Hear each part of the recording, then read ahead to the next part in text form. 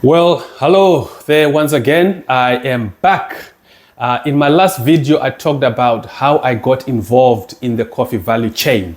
And today I'm going to dig a little deeper and talk about the real value chain, what is really happening in the coffee value chain. Why is it that those at the consumer end of the value chain, i.e. in the developed world, your New York, your London, Tokyo, Sydney, they keep getting wealthier and wealthier from coffee, while at the same time, those that are producing it, the farmers in places like Zimbabwe, Kenya, and South America, they seem to struggle to make ends meet. The mystery that has been called the coffee paradox. We're going to be talking about that today. First of all, what I'm going to be doing is I'm going to be putting through this Geisha, Peruvian Geisha that I picked up from Cape Town the other day. I'm going to be putting it through the V60. And then we're going to sit down and we're going to talk about the coffee value chain and why you must get involved.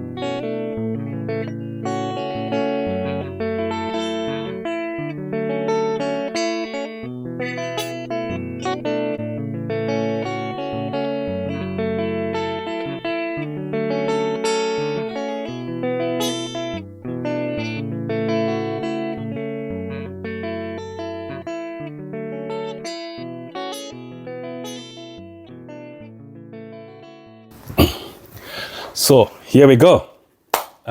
We are here now. And first things first, we've got to take a sip of the Geisha.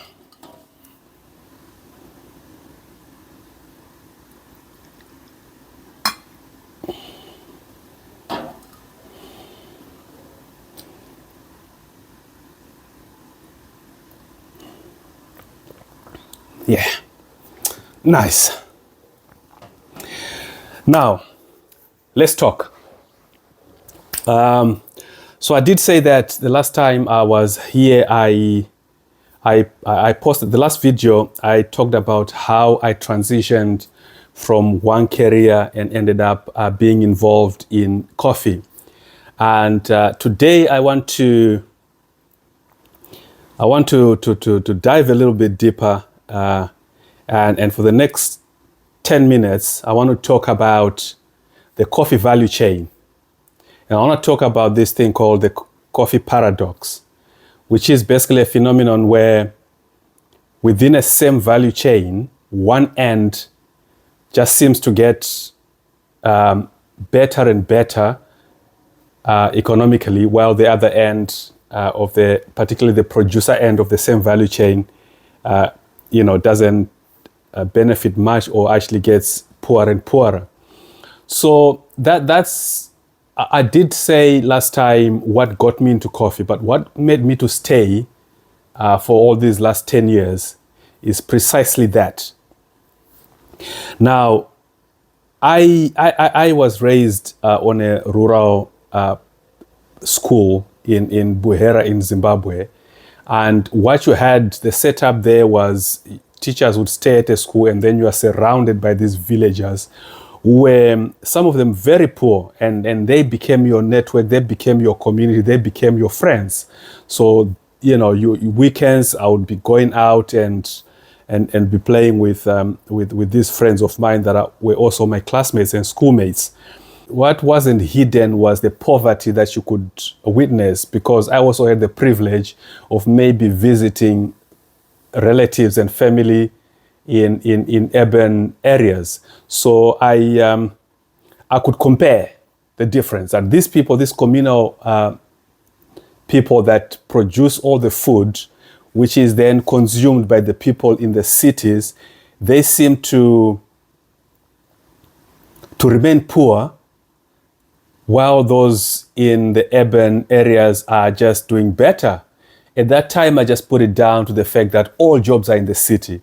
However, if you fast forward to the time that I came to the UK, and particularly now that I'm involved in coffee, that phenomenon kind of still plays out, but this time on a continental scale, where the southern hemisphere that produces whatever it produces for the northern hemisphere, they remain poor, while the developed northern hemisphere just keeps getting wealthier and wealthier, the actors at least in the value chains. So it is something that I thought, hang on, there's got to be another way. There's got to be another way. Surely, this can't go on. So when I started engaging the farmers in Zimbabwe, it is coming. So Zimbabwe kind of gave a blank canvas, given what had happened with the land reform. Everything has gone down. So you're starting afresh, but you're starting afresh with an environment that has the infrastructure and the skill that has been retained by all the farmers that are dotted up and down the coffee belt, starting in the north of along the border with Mozambique, the eastern islands of Zimbabwe, north in Honde Valley, coming through Vumba, all the way down to Chipinge via Chimanimani. So talking to these guys, you get to see something that is quite incredible. The skill, the technical expertise that they have is not matched with what they receive for their efforts, yet the people on the other end of the scale seem to get all the benefit, most of the benefit, because they've somehow managed to commercialize social activities. And I mean, when I say commercialize social activities, I mean the commercialization of conversations, where you can go to a coffee shop and sit and meet with friends, your first date, your business meeting, your office meeting. You want to do it in a coffee shop, and you're prepared to pay a premium for that. But that premium that makes you then end up paying £3 for a latte does not filter down to the coffee farmer.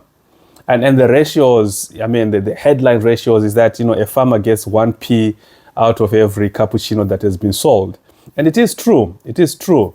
And so that's what I have set out to be a part of correcting. I don't want to say I've set out to correct it, because there's no way I can be the one with a cape and flying around the world fixing the value chains, which predate independence Africa. These are colonial structures upon which these firms in developed countries are simply riding on and taking advantage of those structures, where raw materials were being extracted and being sent to the north from the south. So, but there is a conversation that needs to be had, and then there's a need for a new awareness amongst consumers of what actually happens when the coffee travels from the farmer to their cup. And once that knowledge has been closed, it makes it better. It makes it better for farmers to negotiate better prices. At the minute, all coffee farmers are price takers. It doesn't matter where they are, whether they're in Brazil, whether they are in Ethiopia, whether they're in Indonesia, they are all coffee price takers. And we want to be in a space where at least places like Indonesia and Ethiopia in particular, there is a great deal of domestic consumption. We want to be able to be in a position where, for example, in Zimbabwe, that 25% of the coffee that is produced in Zimbabwe is consumed locally. At the minute, 95 to 98% of the coffee produced in Zimbabwe is sent abroad, and that can be healthy. That can be healthy. The farmers have got no chance of of having an alternative. And yet a lot of coffee is consumed in Zimbabwe. You go to the supermarkets, you go to Bon Marché, Pick and Pay, Spar. These are the major retail outlets, supermarket outlets. I mean, you see the coffee shelf is covered, it covers around about the same percentage space as you would in the UK with Sainsbury and Morrison's and Tesco's. So which means people in Zimbabwe are consuming coffee. But the only problem is that coffee is being imported via South Africa back onto the Zimbabwean shelves. So there is a need for an awareness in Zimbabwe that Zimbabwe does produce its own coffee, and we need people to be participating in that value chain locally. The domestic consumption is a key. I mean, it's a different conversation about the need for a middle class, because Zimbabwe has blurred those lines. You don't know what's middle class anymore and what's not. But at the end of the day, what we want is to have the domestic consumption that is refined and that is defined. And perhaps that's why, again, something I've talked about on a separate occasion, why we're actually going in this year, starting with the coffee competition for the baristas, the farmers, and also looking to set up this coffee safari and this coffee resort in the Eastern Highlands. But what I need you to think about is what is your own role in the coffee value chain? And how much do you appreciate the work that has gone on at the farm when you are having your cappuccino and your latte from your favorite outlet? Because we really need to have a conversation that remembers and recognizes the efforts that the farmers are making. The farmers in Zimbabwe are phenomenal. Their knowledge of the product and their resilience especially. I mean, the last 20 years, they have literally just kept going and going and going, when it would have been easy for them to go into bananas, which produce and can be harvested 4 times. So they can literally have a monthly income from bananas. But they have stuck it out with their coffee, and they're coming back now, and they just need to have, a value chain that recognizes them and rewards their effort.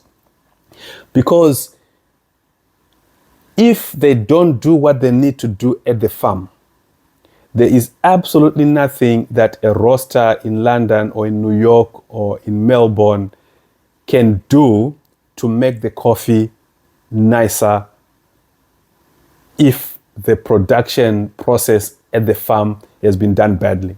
So the value of the coffee is down to what happens at the farm. Period. Everything else is just gimmicks.